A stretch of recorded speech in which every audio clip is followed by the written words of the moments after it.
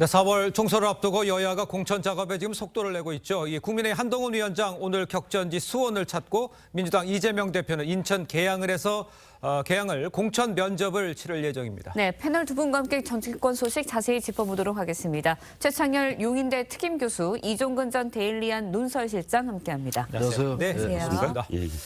윤 대통령과 오찬 회동 이후 한동훈 위원장 민주당을 향해서 날을 세우는 모습이죠. 어제 발언 한번 들어보도록 하겠습니다. 민주당 일각에서 그러던데요. 2시간 47분 동안 무슨 얘기를 한 거냐. 구질구질하네요. 네. 민생을 이야기하기에는 2시간 47분은 짧고요. 2박 3일도 짧습니다. 그 사람들은 저를 대통령님의 아바타라고 그러지 않았나요?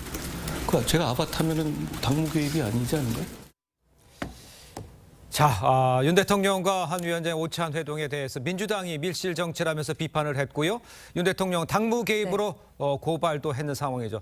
한동훈 위원장은 아주 야당의 공세에 즉각 반박하는 모습인데 어떻게 보셨습니까? 네, 그렇습니다. 그런데 제가 안타까운 건 이겁니다. 예전 같으면은 이것을 논평 정도로 그쳤어요. 그러니까 여당의 집권 여당의 대표하고 대통령하고 국정 운영을 하기 위해서 만나서 토론을 했다, 또는 면담을 했다, 또는 오찬을 했다. 이런 것들은 사실상 총선을 앞두고 야당이 총선을 앞두고 그렇게 얘기하면은 당무 개입 아니냐 이야기할 수는 있어요. 하지만 딱 논평 정도에 그쳐야 되는데 고발을 했다는 건 또 어떤 의미냐면 이걸 사법의 판단에 또 가져가는 거잖아요. 지금 너무나 우리가 정치의 사법화, 정치의 모든 영역들이 법의 판단을 맡기겠다, 법의 판단을 맡기겠다 하면서 이렇게 정쟁으로 치닫는 것, 이건 굉장히 좀 부적절하다고 저는 생각을 합니다.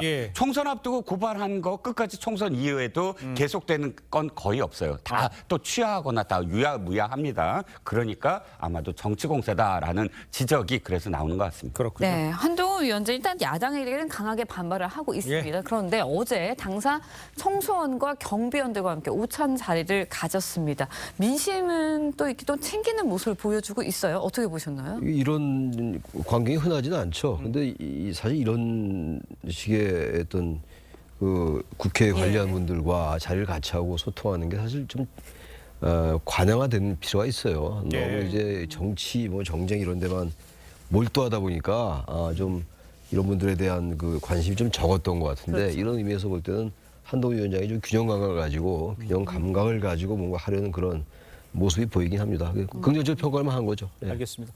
공천 기준 요것도 좀 한번 살펴보죠. 국민의힘 공관위가요, 도덕성이 대폭 강화된 이 부적격 기준을 발표를 했습니다.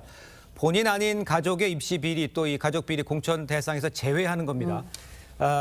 글쎄요, 딴 데서 볼 때는 어떻게 좀 겨냥한 듯한 느낌도 있습니다만 저런 공약은 어떻습니까? 일단 한동훈 비대위원장이 이렇게 얘기했어요. 도덕적 기준은 국민 눈높이에 맞추겠다. 왜 국민 눈높이에 맞추냐면 국민 눈높이는 원래 이런 비리와 관련돼서 사실상 용납을 하지 않는데 국회만 들여다보면 그것들을 전부 다 용인하고 서로 카르텔처럼 방탄을 하고 감싸주고 하는 문화가 이미 계속 정착이 되고 있다. 특히나 이번 21대 총선 또는 이재명 당대표가 대표된 이후부터 이 논쟁이 계속 이루어지지 않았습니까? 어떤 의미에서 좀 가혹합니다. 내용을 보면 본인 아닌 가족의 비리인데 지금까지는 본인이 그 가족의 비리에 개입이 됐을 때 문제가 됐는데 개입 여부를 떠나서 가족의 어떤 여러 가지 어떤 비리들과 관련해서도 제외하겠다. 그만큼 이것을 하나의 어떤 도덕적 기준으로 우리는 굉장히 높여서 심판을 받아보겠다. 그리고 이것을 이번에 이 야당도 함께 이거 동참해라라는 어떤 프레임으로 끌어들이겠다라는 뜻이겠죠. 네, 도덕성 기준은 국민의 눈높이에 맞추겠다면서 굉장히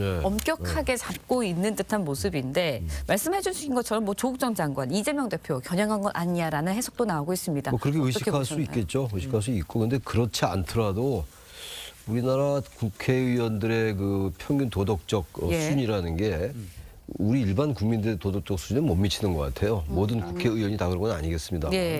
막 그런 점에서 이제 민주당과 좀 차별화도 하고 지금 말씀하신 것처럼 이재명 대표나 조국 전 장관을 의식할 수도 있겠죠. 비교하고 차별화하기 위해서. 그러나 어쨌든 중요한 것은 국회의원이 되려는 분들의 어떤 도덕 수준을 높이는 건 좀 필요하다고 봅니다. 알겠습니다. 자, 이런 가운데요, 한동훈 위원장이 김경률 비대위원회에 이어서 윤희숙 전 의원 서울 중구 성동갑 지역에 언급하면서 사천 논란이 일고 있는 상황이죠. 관련해서 한 위원장의 입장을 한번 직접 들어보겠습니다. 총선과 공천은 모두를 만족시킬 수는 없습니다. 제가 그렇게 몇 군데에 대해서 소개하는 이유는 뭐 여러분이 충분히 다 아시다시피 이번 총선의 시대 정신을 제가 국민들께 설명하기 위함입니다. 그러기 위해서 가장 효율적인 방법을 앞으로도 계속 생각하고 실천할 겁니다. 그렇다고 해서 제가 그분을 공천한다고 얘기하거나 밀어준다는 취지를 말씀드리는 건 아니죠. 자, 한 위원장 이제 시대 정신을 언급을 했습니다. 김경률 비대위원, 정청래 의원이 있는 이 마포을, 또 윤희숙 전 의원은 임종석 전 비서실장이 출마를 준비 중인 곳에다 이제 하는 거 아니에요? 그러니까 86 운동권을 향한 한동훈 비대위표 공천. 이게 공천 방향은 제대로 잡았다 이렇게 볼 수 있습니까?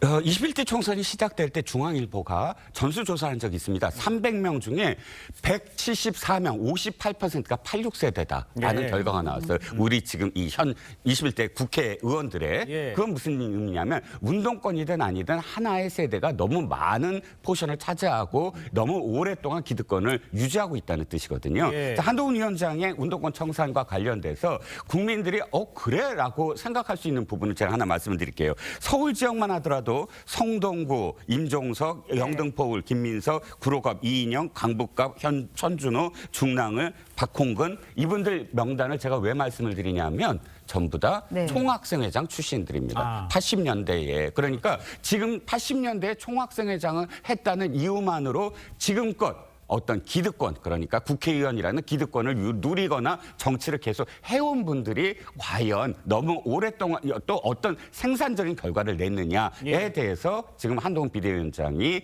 묻고 있는 거죠. 알겠습니다. 네, 한동훈 위원장이 이제 공천 방향, 운동권 청산론 효과 있을까요? 어떻게 보세요? 저는 반반일 것 같아요. 보수층한테는 소구력이 있겠습니다만 운동권 전체에 대한 어떤 그 비판 같은 걸로 드릴 수 있어서 운동권 출신들이 꼭 뭐 국회에만 있는 건 아니죠. 근데 어쨌든 국회에 있는 분들을 이제 대상으로 한 것이긴 한데 86세대의 운동권, 기득권, 청산, 특권층 이렇게 나오고 있는 건데 그런 논리를 본다면 운동권이 아닌 분들도 국민의힘에도 특권층이 많다고요. 그렇다면 오히려 야당으로부터 또 공격받을 소지가 좀 있어요. 그래서 이걸 과도하게 운동권을 특권층으로 이제 등치하면서 그러면서 이쪽으로 선거 구도를 몰고 가려는 건 조금 조심할 필요가 있을 것 같습니다. 단지 이제 송영길 전 대표의 돈봉투 의혹 사건이라든지 그런 몇 명의 그런 사건들이 있지만 이 부분을 전부 80년대 운동권을 매도한다는 건 매도는 아니겠습니다만 세대 교체를 하자는 건데 상당히 비판적으로 바라보고 있는 거거든요. 그리고 또 하나의 시각은 그 저변에 깔려 있는 게 이른바 좀 좌파적 시각을 가진 사람들이다 운동권이 아마 그러면서 이제 보수층에게 지지층 결집을 호소하는 것 같은데 저는 운동권, 기득권, 운동권, 특권층 일정 부분 뭐 일리가 있는 부분이긴 한데 86세가 다 운동권은 아니고 운동권이 다 86세대는 아니죠. 그런데 이제 그게 묘하게 오버랩돼 있는 거란 말이죠. 그런 점에서 조금 좀 정교화할 필요가 있을 것 같아요. 막연하게 이 프레임을 국민의힘은 그렇지 않은데 이쪽은 다 기득권이고 특권층이고 운동권이다. 그건 저는 맞지 않는 것 같습니다. 그러니까 86세대 청산이 아니라 86세대의 운동권, 기득세로 이걸 좀 구분해서 얘기해야 된다. 얘기할 필요가 있다는 생각이 듭니다.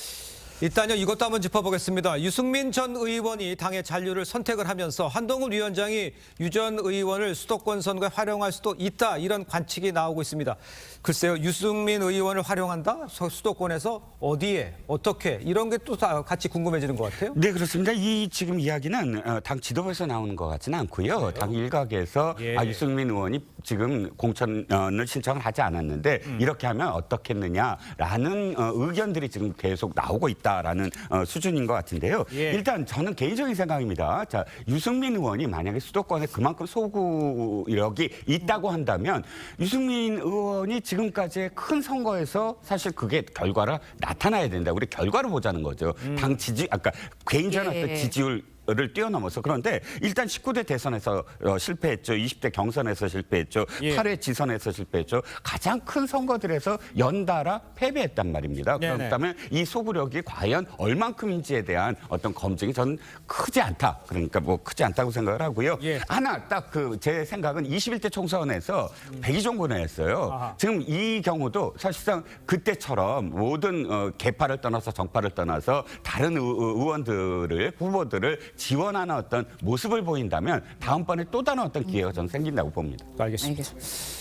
자, 다음으로 민주당 소식도 짚어보죠. 오늘 이재명 대표의 신년 기자회견이 예정이 돼 있죠. 과연 이제 선거제 개편안에서 어떤 입장을 밝힐지 이게 지금 모두의 주목을 받고 있죠.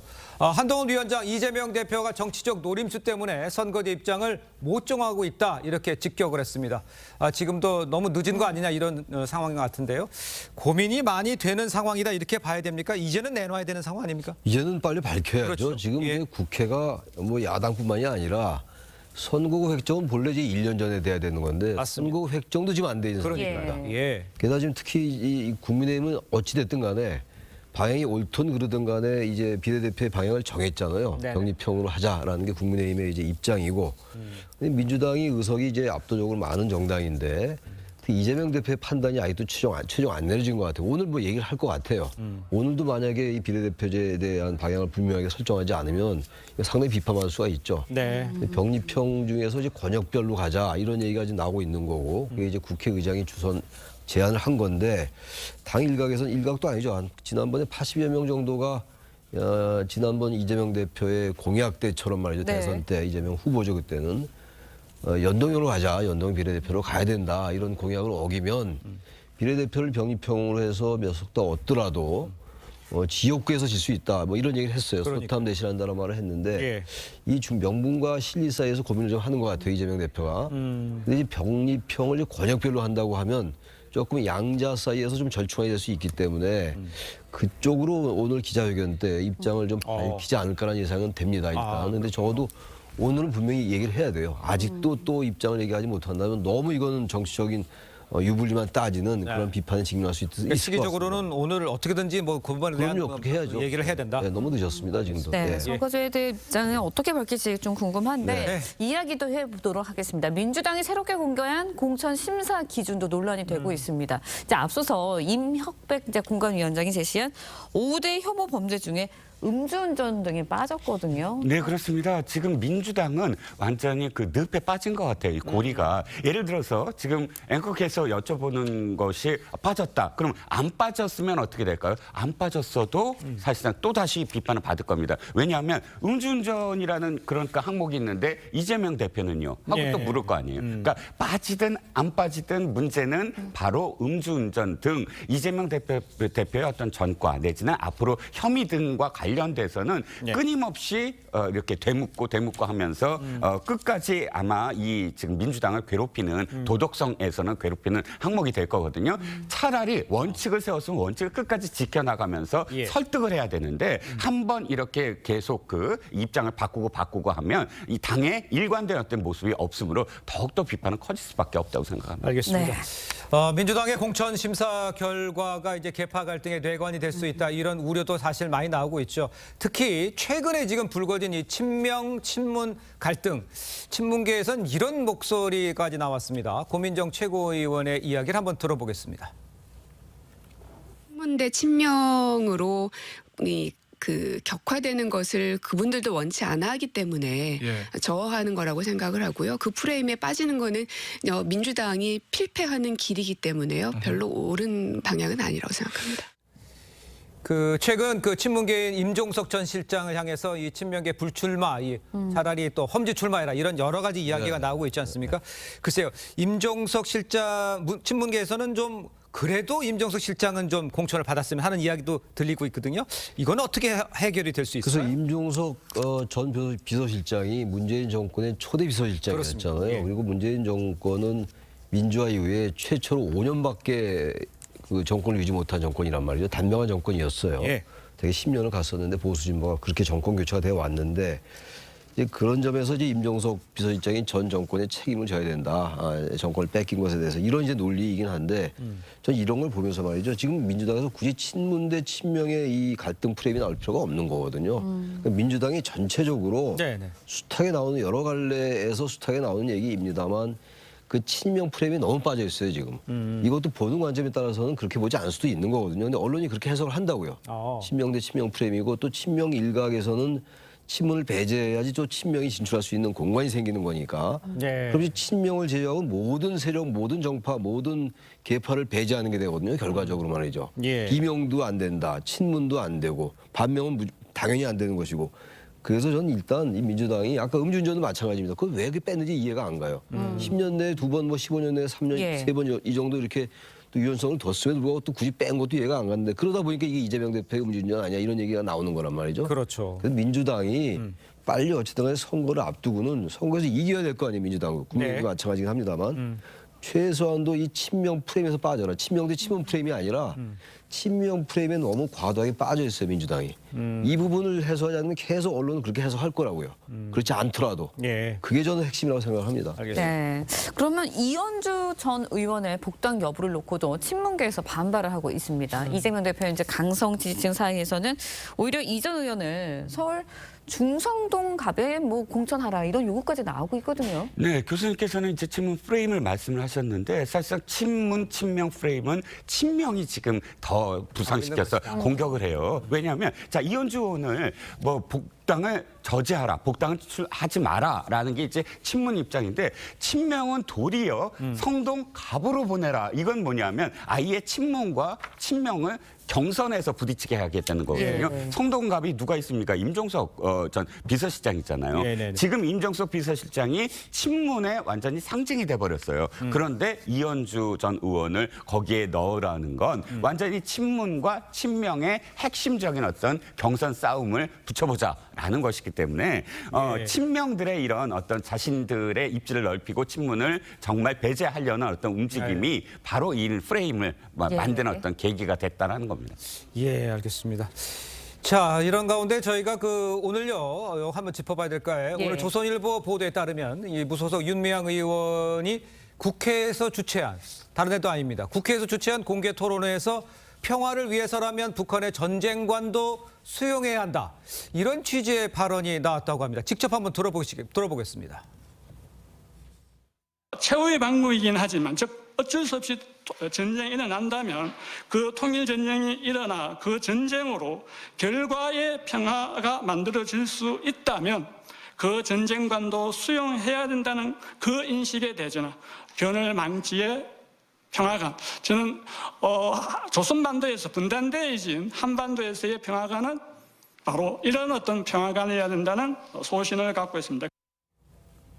자, 지금 저 장소가 국회입니다. 네. 김정은 위원장의 남북 관계를 적대적 교전국 관계로 재규정한 건데 이런 발언이 나왔다. 이거를 어떻게 이해해야 됩니까? 충격적입니다. 예. 북한에 지금 김정은이 이 모든 인식관을 바꾸고 있고 또 지금까지 유훈이라고 이야기했던 김정은 또는 김정은과 그다음에 김일성의 지금까지의 대남 전략을 완전히 바꾸지 않았습니까? 예. 그런데 그걸 바꾼 것 때문에 운동권이 굉장히 지금 혼란스러워하고 있다라는 예. 보도가 계속 이어집니다. 예. 그런데 거기에 대해서 어떻게 인식을 할 것인가에 대한 학습 이런 것들이 아로 같은 그런 은밀한 어떤 그런 조직에서 하는 것도 예. 아니고 국회에서 대놓고 자 북한에서 이렇게 인식을 전환했으니까 그 인식을 우리가 이렇게 받아들여야 된다. 즉 북한에서 대남 통일 전략으로 완전히 전쟁을 일으켰을 때 그 전쟁도 수용해야 된다라는 그런 지금 설파를 하고 있지 않습니까? 저는 대단히 지금 이 지금 사회가 어떻게 가고 있는지 네네. 국회에서 대놓고 이렇게 북의 어떤 전략과 관련해서 어떻게 수용해야 하는가를 토론을 하고 그다음에 학습을 하는지 이해가 가지 않습니다. 네, 굉장히 뭐 충격적이다라는 표현까지 써주셨는데 어떻게 들으셨나요? 이게 이제 과거에 브루스 코믹스라는 유명한 학자가 있죠. 그 사람이 얘기한 게 이런 수정주의적 접근이에요. 내재적 접근이라고 하는 건데 예. 그건 이제 북한 입장에서 얘기하는 거예요. 굉장히 진보적 입장이죠. 네네. 근데 이건 그렇게 그런 관점을 아무리 보려 해도 저 이 김광수 이사장의 발언은 이해하기가 어려워요. 아까 이 자막에 보니까 이제 학자적 자기의 이제 소신이라고 예. 얘기를 했습니다만 뭐 그럴 수 있어요. 표현의 자유가 있는 것이고 사상의 자유가 있는 건데 예. 그 전쟁을 해서라도 통일이 돼야 된다는 그런 뜻으로 해석되는 여지가 좀 있잖아요. 예. 저거는 좀 학자로서의 발언이라 하더라도 최소한도 적시성이 없다, 뭐 정합성이 없다 이렇게 생각하고 윤미향 의원 측에서 얘기는 이렇게 했어요. 뭐 김 이사장 발언은 개인 견해일 뿐이다. 어떠한 경우에도 한반도에 전쟁이 절대 일어나서 안 된다 이렇게 얘기를 했어요. 윤미향 의원실 측에서 이 주체를 윤미향 의원실이 했으니까. 예. 근데 아무튼간에 이 지금 그 김광수 이사장의 발언은 저는 이해하기 어려운 발언이에요. 어떻게 저 지금 전쟁이 나도 된다는 얘기입니까? 뭡니까? 알겠습니다. 이해할 수 없습니다. 예. 네. 일단 그 김광수 이사장의 경우에 저희가 본지가 통화해서 북한의 전쟁에 동조하겠다는 의미가 아니라 북한의 현재 주장에 학자로서 내재적 접근을 통해서 이론적 전개를 시도한 것이다. 이렇게 반론을 제기했다는 것도 함께 말씀드려야 될 것 같아요. 자, 두 분 말씀 여기까지 듣겠습니다. 고맙습니다. 예, 고맙습니다. 고맙습니다. 예.